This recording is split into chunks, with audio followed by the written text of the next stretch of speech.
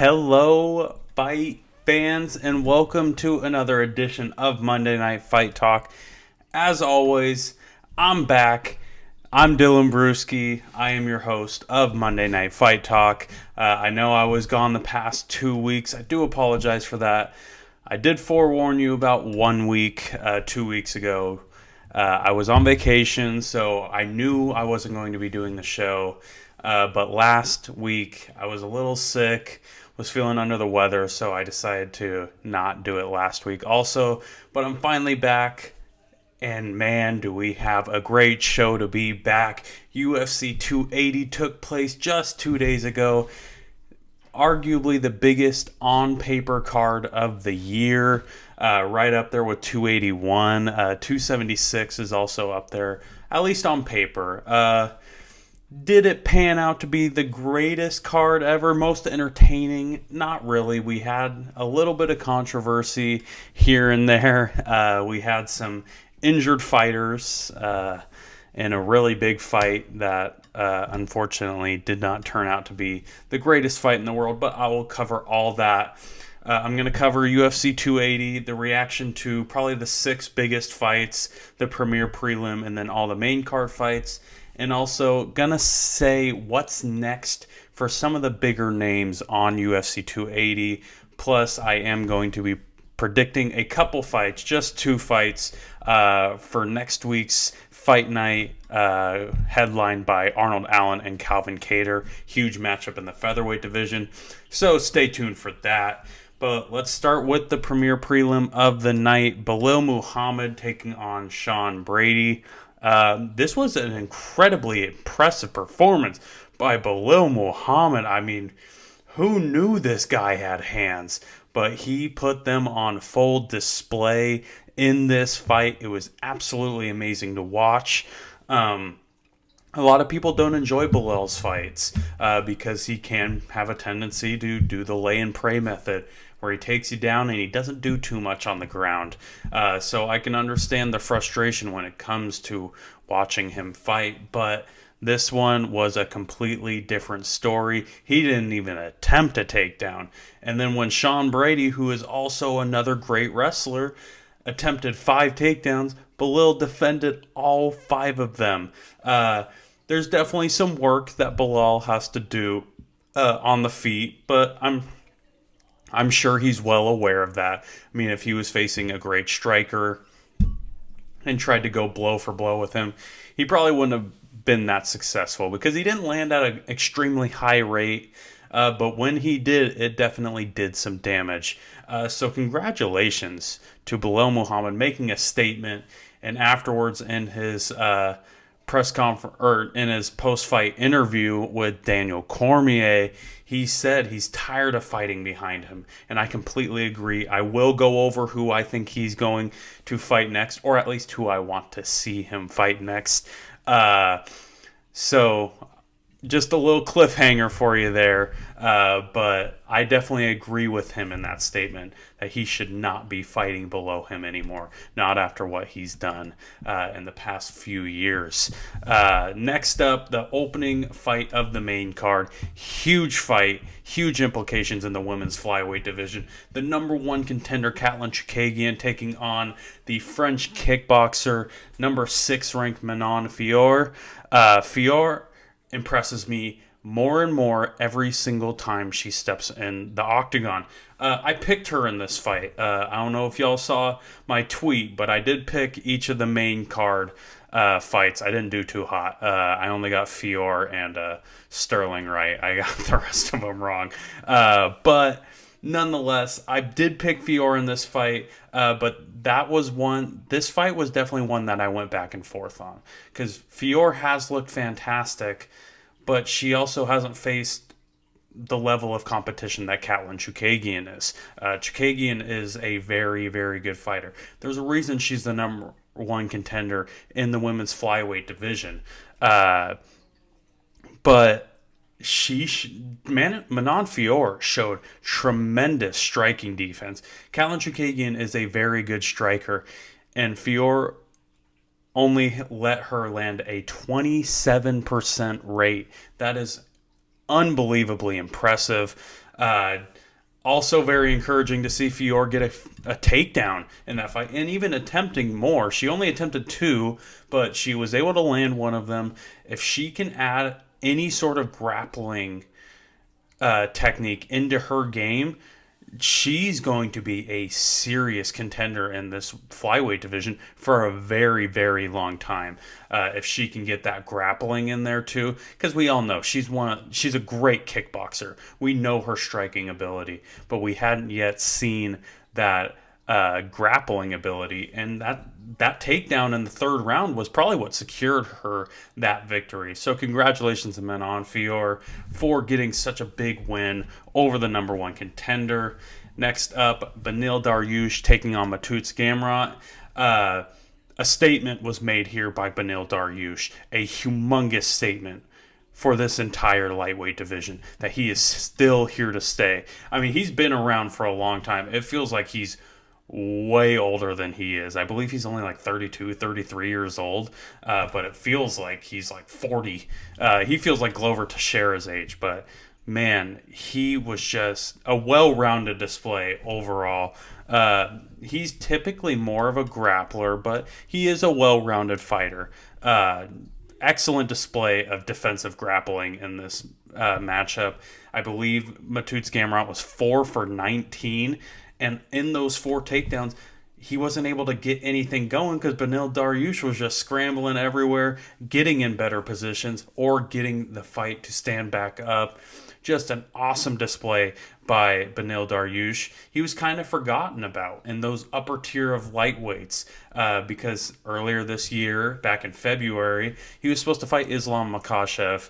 He ended up breaking his ankle, so he wasn't able to fight in that matchup, and then he's just inactive because he's recovering from a broken ankle. So people kind of forgot about him when you're talking about the Charles Oliveira's, the Michael Chandlers, Dustin Poirier, Justin Gaethje, all those guys, Islam Makhachev.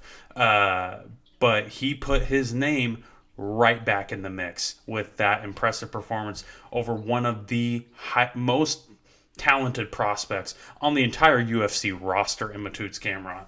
Mateusz Gamrot is coming off of a huge main event victory over Arman Tsarukyan, one of the best fights of the year. And for Beneil Dariush to have that statement win over a contender like that, or future contender like Gamrot, very, very impressed by him. Then we have Petr Yan, Sean O'Malley. Just as most people believe, I think Petr Yan won this fight. I wouldn't say it's a robbery because it was a very close fight. Sean O'Malley outstruck Petr Yan in terms of significant strikes. Petr Yan landed 6 takedowns, but he wasn't able to do a whole lot with them. Again, I personally had Petr Yan winning this fight.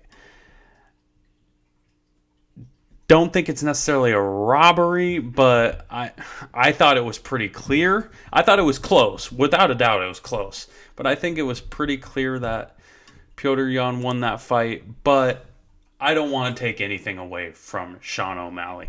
Sean O'Malley, I don't care if you agree with the decision, if you don't agree with the decision. I tweeted right after this fight, before the decision was announced, win or lose, Sean O'Malley just put his name on the map. He shut up he should have shut up every single hater that has been on Sean O'Malley's side. And I'll admit, I didn't hate Sean O'Malley by any means, but I thought the hype train was a little bit much.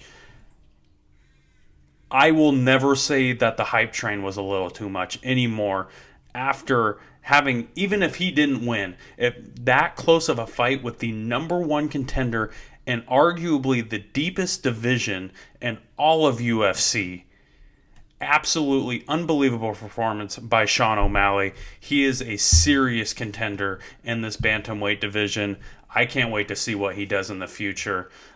He's definitely going to have to prove on the ground, though. I will say that. He will need to make improvements on the ground, or at least take down defense. But great performance by him. Congratulations on the biggest win of your career, Sean O'Malley. Even if it didn't come in the greatest of fashions, Still, congratulations nonetheless for getting that victory for yourself. Next up, we do have our first of our two championship fights, the co-main event for the bantamweight title. Aljamain Sterling, the bantamweight king, taking on the former bantamweight king, the self-proclaimed bantamweight GOAT, TJ Dillashaw. This was by far and away, without a doubt, the most disappointing fight on this card. Why Dillashaw decided to stay in this fight is beyond me. Why the UFC / commission even allowed him to step foot in that octagon is beyond me. I do not understand anything about this decision whatsoever. It's absolutely ridiculous that a guy who blew out his shoulder back in April, had his shoulder dislocate over 20 times in training camp, didn't work the pads at all, had 0 open workouts all week, and you're letting him fight? This sucks on every single level. Aaron Braun Stetter tweeted, and it sums the fight up perfectly. And I quote, he said, "To Aljo, who people will continue to dismiss because he beat an injured fighter. To TJ, who was unable to give a proper account of himself. And to the 135-pound contenders who were robbed of an opportunity. And to the promotion and to us fans. Absolutely ridiculous that they let this fight go on. That anybody allowed this fight to go on. Aljamain Sterling even claimed that he had no idea. He didn't realize until after the first round, or I think it was in the first round, his corner was yelling at him that his shoulder dislocated. So he went to attack that. Of course he did. Why wouldn't he attack that? If TJ Dillashaw, in his right mind, thought he was going to go in there and beat the bantamweight champion, Aljamain Sterling, with one arm, he was out of his mind. There is no one in the 135 division, again, arguably the best division in all of the UFC, none of them can beat Aljamain Sterling with one arm. It's not going to happen. There's a reason Aljamain Sterling is in the position that he is. He's earned his title. I don't care what anybody says about the second Yan fight, about the close decision. It was a close decision. It could have gone either way. Aljamain Sterling proved himself in that fight. And now people are still going to dismiss him because he gets the title off of a disqualification. Then he gets a questionable decision over Petr Yan. And now he fights an injured fighter. It sucks for this guy. This guy can't catch a break when it comes to finally getting the respect that he deserves. He's the 135-pound champion. There's no one that can deny that. He's defended it twice. Whether you agree with it or not, it doesn't matter. Aljamain Sterling deserves the respect because he's held the title for this long, and he's been able to defend it. If you're able to defend the title, in my eyes, you're the real champion. I don't care. And that leads to the main event. Charles Oliveira, the former lightweight champion, taking on Khabib's prodigy, Islam Makhachev. This fight was a little bit more one-sided than I thought it was going to be. Islam showed up, showed everyone what he's made of in this fight. Charles tried to pull guard one time. Charles would continue to try to pull guard with anybody else besides maybe Beneil Dariush. But you take any of the other top 5 contenders. You take Dustin Poirier, he's pulling guard against Dustin Poirier. Justin Gaethje, he's pulling guard. Michael Chandler, he's pulling guard. All the other top contenders, aside from Islam Makhachev now, after he realized it was a huge mistake, because Islam is on another level of every grappler in that division. Aside from maybe Charles Oliveira, aside from maybe a Beneil Dariush. He made the mistake, and did he recover from that mistake the first time? Yes. But then Islam showed that he is legit. Islam, I hope this isn't another Aljamain Sterling type situation. I hope Islam is getting the respect that he deserves. And I get it. Some of his fans can be a little annoying. And same with Charles Oliveira fans. Every fighter is going to have annoying fans. But Islam fought the perfect fight. He was able to get the submission victory. Congratulations to him. Congratulations to everybody involved in that camp. Habib, all of Habib's family, and everybody in that camp. I mean, they deserve the respect because they put their work in. They did exactly what they said they were going to do. They prepared better than Charles Oliveira did for this fight. So congratulations, Islam, for winning the title. Cool to see the respect between those two. I mean, those are, without a doubt in my mind, right now the two best lightweights on the planet. There's no disguising it. So congratulations to Islam for edging out the victory, getting the head and arm choke, and submitting Charles Oliveira, which not a lot of people can say they did. So now, after I recap those fights, I'm going to go over some of what I expect, what I want to see in some cases for the bigger name fighters. Some are winners from this card. Some, I do have a couple losers from this card. Starting off with Belal Muhammad. I kind of referenced this before. I think without a doubt, after that performance, I don't know if I would give him a title shot just yet, just because there's a lot of confusion when it comes to the top five of the welterweight division. You have Usman and Edwards. They're going to rematch. Most likely, it sounds like in March when the UFC goes to London. You have talks of Colby Covington and Khamzat Chimaev being the co-main event for that. I don't know if Colby Covington's going to sign that. And then lastly, you have Gilbert Burns, but it sounds like Gilbert Burns is going to fight Jorge Masvidal in January. At least that's kind of the hope, it seems like. But I honestly don't think Colby Covington's going to accept a fight against Khamzat Chimaev. So I say Belal Muhammad versus Khamzat Chimaev, clear number one contender fight for the winner of the rematch. Kamaru Usman versus Leon Edwards. I think that's the best course of action when it comes to Belal Muhammad. Manon Fior, usually when someone beats the number one contender of a division, I would make a serious argument that fighter should then fight for the title. I don't know if I feel the same in this situation, though. This is a little bit more of a different situation. You have Alexa Grasso, who just had an impressive main event win over Viviane Araújo, which Araújo is not Katlyn Chookagian. So, I mean, that's a little tough right there. You also still have Talia Santos, who I still believe should be the flyweight champion. I think Talia Santos beat Valentina Shevchenko back in May, but I haven't heard anything about when Talia Santos is going to be back from her injury. And honestly, if she's back soon, I wouldn't mind Santos getting a immediate rematch. I'm not a big fan of immediate rematches for non-title holders, but when you have a situation like that, I think it warrants an immediate rematch. I think any way that you could do those four in two separate fights, I would be okay with. But if I had my choice, I would say start out Valentina Shevchenko versus Talia Santos 2, and then have Alexa Grasso and Manon Fior fight for a number one contender spot for whoever the winner between Valentina and Talia Santos is. I think that's the best course of action. That would be the course of action I went.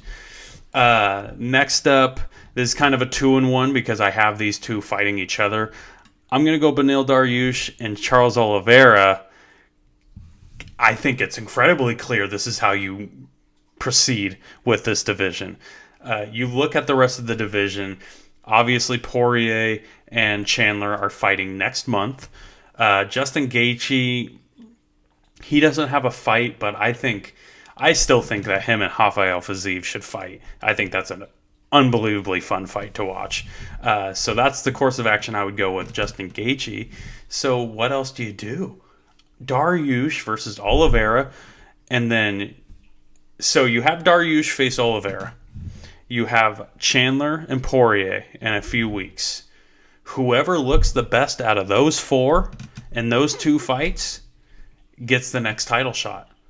I think that's perfect because I'm just going to skip ahead to Islam Makhachev's next fight because it's pretty clear as day who the next fight for Islam Makhachev is, and that's the pound-for-pound king Alexander Volkanovski in February, just like they said. I think it's clear as day. They basically already signed the contract. So I say do that, obviously, next. And then, like I said, between the four, Beneil Dariush and Charles Oliveira, Dustin Poirier, Michael Chandler, whoever looks the best out of those four guys, you give them the next title shot, in my opinion. Next up, Petr Yan. To be honest, I have no clue what to do with Petr Yan. He's in too complicated of a situation to call. He's lost 3 of his last 4, 2 questionable decisions, 1 by disqualification, 2 to the champ, 1 to the 11th ranked Sean O'Malley. I wouldn't mind to see him in Dillashaw, but I have something else in mind for TJ Dillashaw, so I don't know what to do with Petr Yan, unfortunately. So I'm gonna leave it at that. I don't know. And then next up, Sean O'Malley. It would not fully surprise me if they gave him a title shot. Dana White said whoever wins is getting a title shot, and I don't know if he should, but I also wouldn't be like, are you serious? Because he did just beat the number 1 contender, the former champ. But personally, I would like to see him face a Corey Sandhagen, a Rob Font, or if the UFC decides to go the Cejudo for the title against Aljamain Sterling, maybe go for a Sean O'Malley versus Chito Vera rematch. Just one of the top 6 contenders. If he can get one more top 6 win, without a doubt, put him in that title picture. But also, I would understand if they did put him in a title matchup. Next up, TJ Dillashaw. I think here, once he is fully healthy, I think you got to do a classic fight, a rematch of a former bantamweight championship fight. Dillashaw versus Dominic Cruz would be so much fun to watch again. They were neck and neck. Dominic Cruz won the championship by split decision the last time these two met up. I think that was, 6 years ago? Like 2016-ish? I think that's an awesome fight to have. Have it be a main event of a fight night, a co-main event, or a third fight of a pay-per-view. I think that's perfect. I think it would be so much fun to watch those two go at it again. 2 legends, probably the 2 best bantamweights in the history of the UFC. So why not have them go at it again? I think that would be really fun, in my opinion. And now the two champions, starting off with the bantamweight champion, Aljamain Sterling. I think there's 3 different routes you go here. I think, like I said with the O'Malley situation, O'Malley would be the last one I would do, personally. But if the UFC decides to do it, again, I can't be too mad. O'Malley just beat the number 1 contender. I can't be too mad if they give him the title shot next. But I don't think they will. The second, I would say, would be comeback fight for Henry Cejudo. They've been drawn back and forth, blah, blah, blah.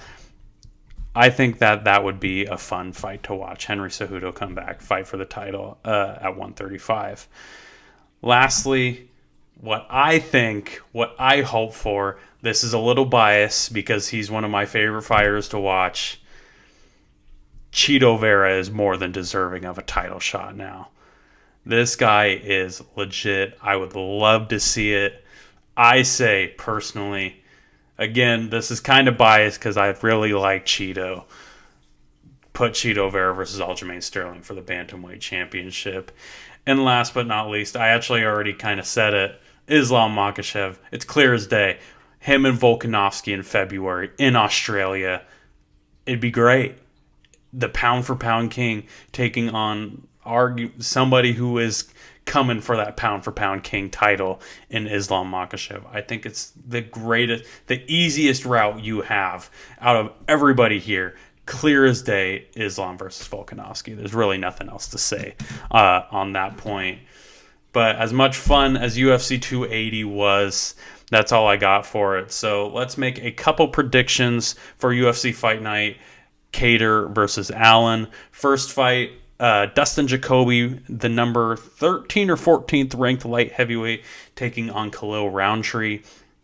This is a very risky fight for Dustin Jacoby to take against the unranked, the insanely powerful Khalil Roundtree, who's always fun to watch. I will be tuned in to every single Khalil Roundtree fight because he is just unbelievably powerful. But Dustin Jacoby has been absolutely fantastic as of late. He's unbeaten in the UFC. I believe he's unbeaten in 8 straight fights. Just absolutely, he's looked better every single fight. Both are primarily strikers. I expect it to stay on the ground. Dustin Jacoby has a little bit of a ground game, but I fully expect this fight to stay on the feet for the most part. I could see this fight going either way because of Roundtree's power, that the one-punch knockout power.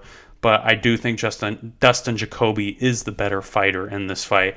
I'm going Dustin Jacoby by second round TKO. And then lastly, of course, I have to talk about the main event. Calvin Kattar versus Arnold Allen. A huge, huge matchup in the featherweight division. Number 5 versus number 6. This could very well be the matchup that Arnold Allen fully puts himself in the title contender picture along with Josh Emmett and Yair Rodriguez. Because right now we're kind of sitting here, and yeah, Arnold Allen's had some impressive wins, but he doesn't have the wins that Yair and Josh Emmett have. This would put him in that series of fighters, kind of next in line for that featherweight title shot. Calvin Kattar has kind of been playing the gatekeeper role in his last 2 fights, and looks to continue to look that way when he matched up against Arnold Allen. Calvin Kattar is primarily a striker, a very, very good striker at that, but also has unbelievable takedown defense. He's in the 90 percentile for takedown defense. Arnold Allen is very well-rounded. He can take you to the ground. He can stand with you and strike. I think this is an incredibly close fight. But every single ounce of momentum is on Arnold Allen's side right now. I can't pick against him. I mean, he's got 11 straight wins. He's undefeated in the UFC. I believe he has 6 or 7 wins in the UFC. I have this being number 12 on that win streak for Arnold Allen. I'm going Arnold Allen by decision because Calvin Kattar does not get finished. We saw the Max Holloway fight, not this last January, but the January before, one of the biggest massacres ever, where Calvin Kattar just got destroyed by Max Holloway. So I don't see a finish in this fight, but I am going Arnold Allen to continue that win streak by decision. That's all I have for you this week. Thanks all so much again for your patience. I'm sorry I had 2 weeks off. I'm happy to be back again. Hopefully string some shows together till the end of the year. Next week I will have UFC Fight Night, Calvin Kattar versus Arnold Allen predictions. I will also be reacting to Bellator 287 and also predictions for UFC Fight Night, headlined by Marina Rodriguez and Amanda Lemos. big fight in the strawweight division. So I look forward to that. Thank you all so much for listening to this episode of Monday Night Fight Talk. You can find me on Instagram at Monday Night Fight Talk. You can find me on Twitter at MN Fight Talk. Feel free to comment. Feel free to DM me. I'm more than happy to answer some of your suggestions if you have some for the show, or topics. If you guys want to have a discussion about MMA, more than happy to do so. But until then, I will see you all next week, same time, same place, Monday nights on YouTube at 5 p.m. Pacific Standard Time for Monday Night Fight Talk.